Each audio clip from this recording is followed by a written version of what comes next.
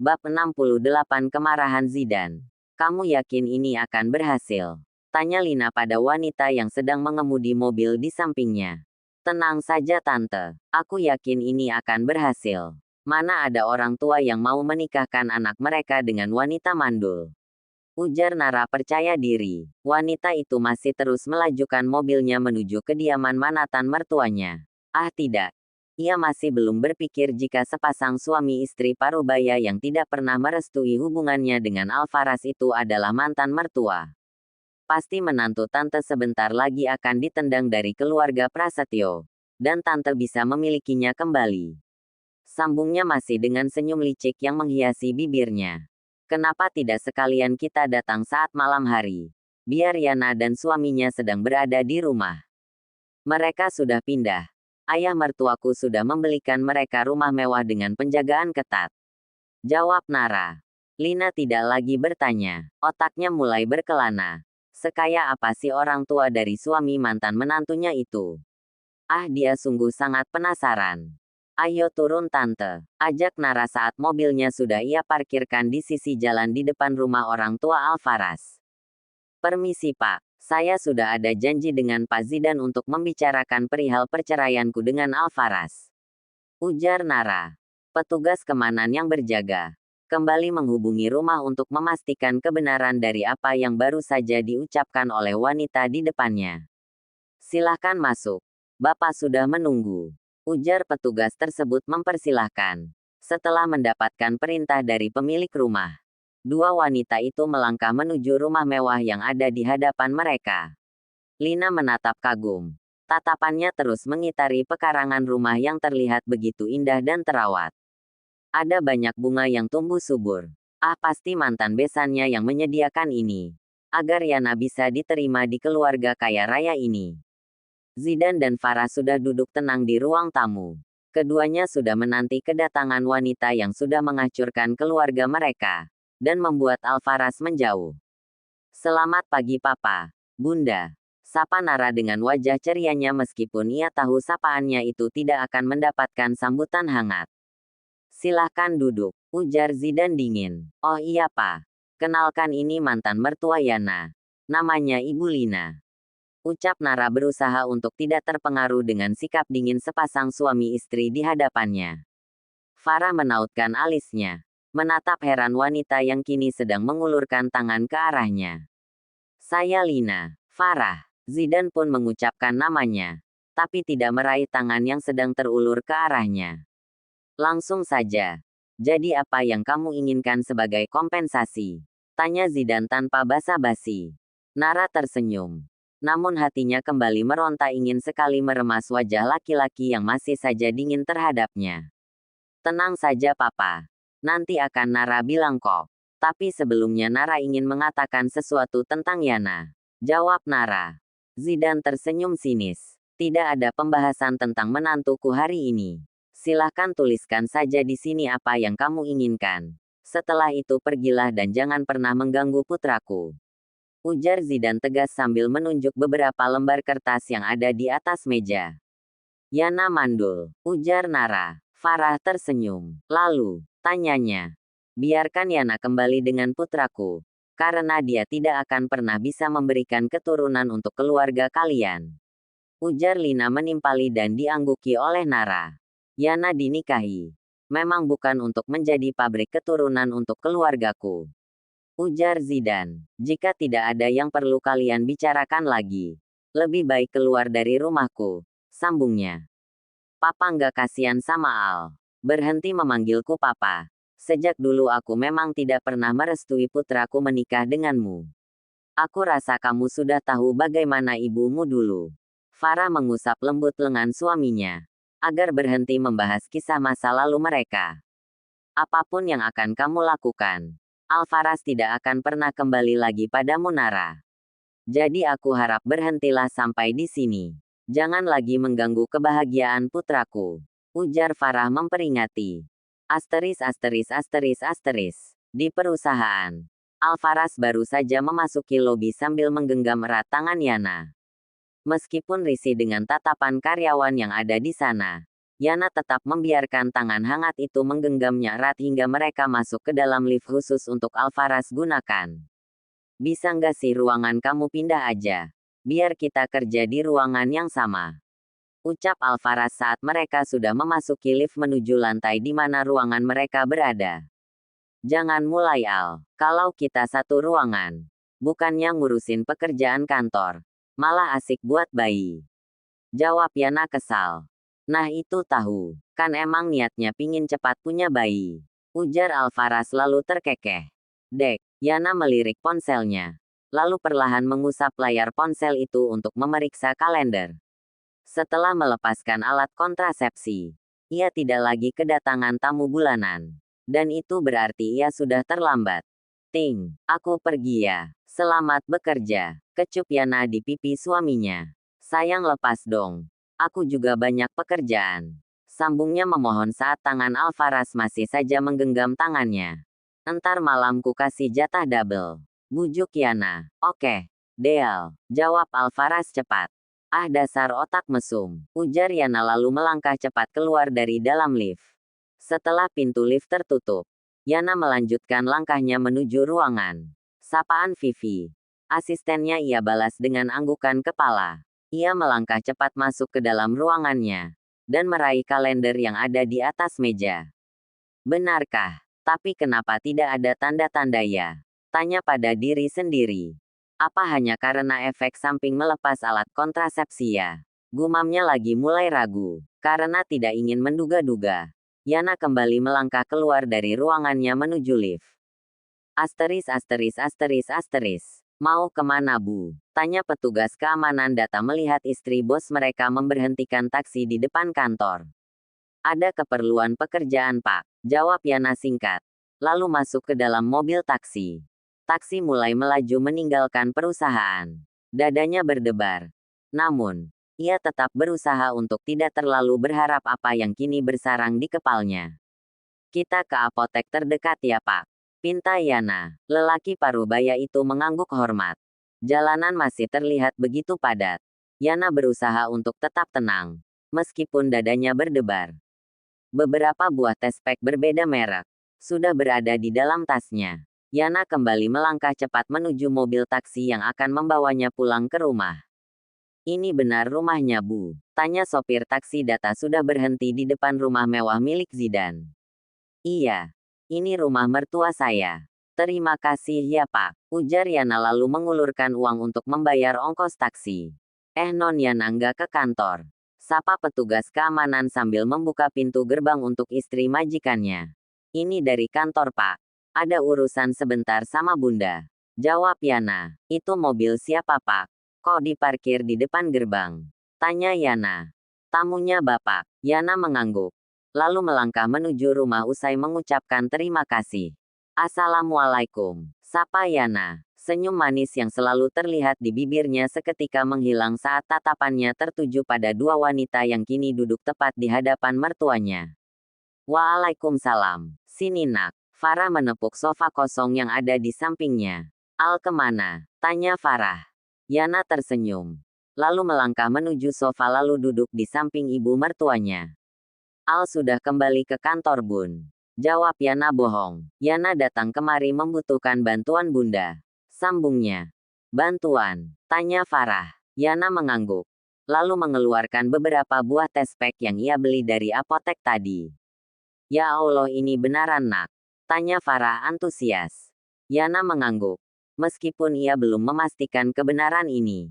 Setelah melepas alat kontrasepsi, Yana tidak lagi datang bulan Bun. Jawab Yana sambil melirik wajah mantan ibu mertuanya. Tapi ini masih rahasia ya Bun.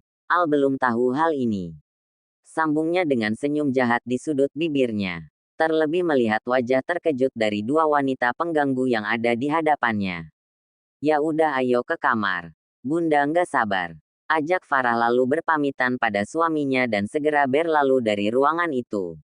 Yana tersenyum sinis ke arah Nara. Alvarez sudah memberi tahu tentang pesan yang dikirimkan Nara di hari pernikahan mereka. Oh iya tante. Nara ini banyak uang loh. Sepertinya cocok buat Reno. Ujar Yana sebelum benar-benar berlalu dari ruangan itu. 138. Bab 136 Season 2. Nak, ketuk Farah di pintu kamar mandi yang masih tertutup rapat. Yana, panggilnya lagi. Di dalam kamar mandi, Yana tersentak kaget. Ia mengalihkan tatapannya dari benda kecil yang ada di tangannya, lalu menatap pintu kamar mandi yang baru saja diketuk dari luar. Nak, ayo buka pintunya. Nggak apa-apa kok, jika hasilnya belum sesuai dengan yang diharapkan. Kalian hanya perlu berusaha lebih keras lagi. Suara dari luar kamar mandi semakin membuat Ziana tersentuh. Ia mengusap lembut sudut matanya yang berembun, lalu kembali menatap beberapa benda yang sama namun dengan merek berbeda yang baru ia ambil dari dalam gelas berisi urin. Matanya berembun, tapi penuh dengan binar. Nak, jangan buat bunda khawatir. Ayo buka pintunya. Tidak apa-apa. Farah beranjak dari atas kloset, lalu melangkah menuju pintu kamar mandi dan membukanya. Bun, Farah merentangkan tangannya, bersiap memeluk tubuh menantunya. Yana segera menghambur dan membenamkan tubuhnya dalam pelukan wanita kedua yang ia hormati setelah ibu. Yana positif hamil Bun, ucap Yana. Farah segera melepaskan pelukannya dari tubuh Yana, lalu menatap wajah menantunya dengan tatapan tidak percaya. Ini benar nak, tanya Farah. Yana mengulurkan beberapa buah tespek dengan 2 garis itu ke arah ibu mertuanya. Allah Maha Baik ya Bun, ucapnya. Farah mengangguk membenarkan. Allah Maha Baik pada semua umatnya. Air mata yang jatuh pasti akan selalu diganti dengan tawa bahagia. Kita hanya perlu bersabar untuk menunggu waktunya tiba, jawabnya. Dan kini waktu untuk Yana bahagia sudah tiba Bunda, ujar Yana ikut menatap objek yang menjadi fokus ibu mertuanya. Yah, jangan terpengaruh dengan apapun, termasuk 2 wanita yang ada di ruangan tadi. Farah merapikan rambut Farah, lalu mengusap lembut pipi menantunya. Air mata yang terlihat membasahi pelupuk mata Yana, diusapnya dengan perlahan. Yana mengangguk, tentu saja. Ia tidak akan pernah membiarkan siapapun datang mengganggu kehidupannya saat ini. Asteris. Di dalam ruangan mewahnya, Alvaras baru saja selesai melakukan pertemuan dengan klien perusahaannya. Ia melangkah menuju meja kerjanya untuk memeriksa ponsel yang sejak tadi terus bergetar. Alisnya bertaut melihat nama wife dengan ikon hati terpampang di layar ponselnya. Pasalnya, wanita kesayangannya ini sangat jarang bahkan hampir tidak pernah menghubunginya di saat jam kerja seperti ini. Assalamualaikum, Al. Hicks. Terdengar suara terisak dari benda pipi yang menempel di telinganya. Sayang kamu di mana? Tanya Alvaras khawatir. Al. Ziana kamu di mana? Jangan buat aku takut, ucap Alvaras lagi. Ia sudah melangkah cepat keluar dari dalam ruangannya, menuju lift. Yana kamu di mana? Tanya Alvaras lagi. Namun belum juga ada jawaban yang ia inginkan. Hanya suara terisak yang terdengar samar dari ujung ponselnya. Jangan matikan ponselnya. Tetap bersamaku, ujarnya lagi. Ia melangkah keluar dari dalam lift menuju ruangan Yana. Ziana, panggilan berakhir. Alvaras mendorong pintu ruangan bagian keuangan dengan keras, lalu segera melangkah menuju ruangan pribadi istrinya. Mbak Yana pergi terburu-buru tadi, ucap Vivi saat melihat Alvaras keluar dari ruangan Yana dan hendak bertanya padanya. Brengsek. Alvaras melangkah cepat keluar dari dalam ruangan istrinya, menuju lift. Lelaki itu mengabaikan tatapan penuh tanya dari rekan-rekan kerja istrinya. Sungguh, dia akan membunuh siapa saja yang berani menyakiti istrinya. Lihat Mbak Yana keluar dari perusahaan, tanya Alvaras terburu-buru pada petugas resepsionis. Tadi belum lama setelah Bapak dan Mbak Yana tiba.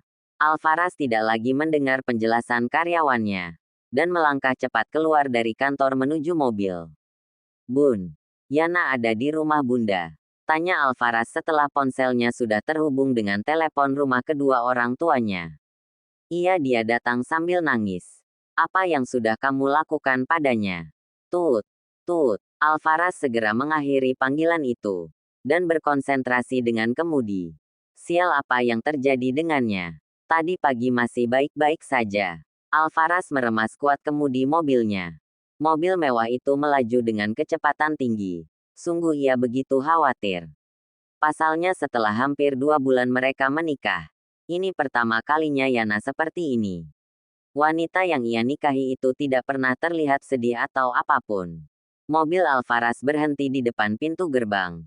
Ia menatap tajam mobil yang sedang terparkir di depan pintu gerbang kediaman kedua orang tuanya. Berbagai macam hal buruk kini mulai mengisi otaknya. Ia keluar dari dalam mobil dan memeriksa mobil, tapi mobil itu kosong tak berpenghuni. Itu mobil milik tamu dari Bapak. Petugas keamanan menjawab. Padahal Alvaras tidak bertanya apapun. Alvaras melangkah cepat masuk ke dalam pekarangan saat melihat 2 wanita yang sudah keluar dari dalam rumah orang tuanya. Ia meninggalkan mobilnya begitu saja di depan gerbang. Dadanya bergemuruh, tangannya terkepal hingga tulang tangan memutih karena menahan geram. "Apa yang kamu lakukan dengan istriku?" teriak Alvaras. Ia menggenggam erat lengan Nara hingga membuat mantan istrinya itu meringis sakit. "Kak Al, lepaskan. Aku sudah menawarkan kompensasi sebanyak yang kamu mau. Meskipun kamu sama sekali tidak berhak mendapatkan kompensasi apapun dariku. Apa itu masih belum cukup, ha?" Lina yang sedang berjalan di samping Nara segera melangkah cepat menyelamatkan diri sendiri. Kini dia sadar, sudah salah karena mencari masalah dengan keluarga ini. "Jika terjadi sesuatu dengan istriku, aku sendiri yang akan memastikan kehancuranmu." Alvaras menghempaskan tangan Nara dengan kasar. "Apa semudah ini kamu membuangku?" Pertanyaan Nara kembali menahan langkah kaki Alvaras. "Seharusnya, sejak dulu aku sudah membuangmu. Ternyata kata papa dan bundaku benar. Buah itu tidak akan pernah jatuh jauh dari pohonnya," ujar Alvaras. Ia kembali menatap tajam wajah yang terlihat pias dan menyedihkan mantan istrinya. "Ingat baik-baik. Sekali lagi kamu membuat istriku menangis, akan aku pastikan kamu tidak akan pernah menampakkan diri di dunia hiburan. Tidak, bukan hanya di dunia hiburan, tapi di dunia ini," ujarnya lagi. Setelah mengucapkan kalimat yang membuat Nara terdiam, Alvaras kembali melanjutkan langkahnya masuk ke dalam rumah. Yana. Ya, saat ini hanya nama itu yang berada di dalam otaknya. Tangisan Yana yang tidak pernah ia dengar selama pernikahan begitu mengganggu. "Assalamualaikum. Yana di mana, Pak?" tanya Alvaras cepat. "Lagi sama Bunda. Ada di kamar kalian," jawab Zidan. Alvaras tidak lagi bertanya. Ia kembali melangkah cepat menuju tangga, meninggalkan lelaki parubaya yang terlihat sibuk dengan beberapa lembar kertas di atas meja di ruang tamu.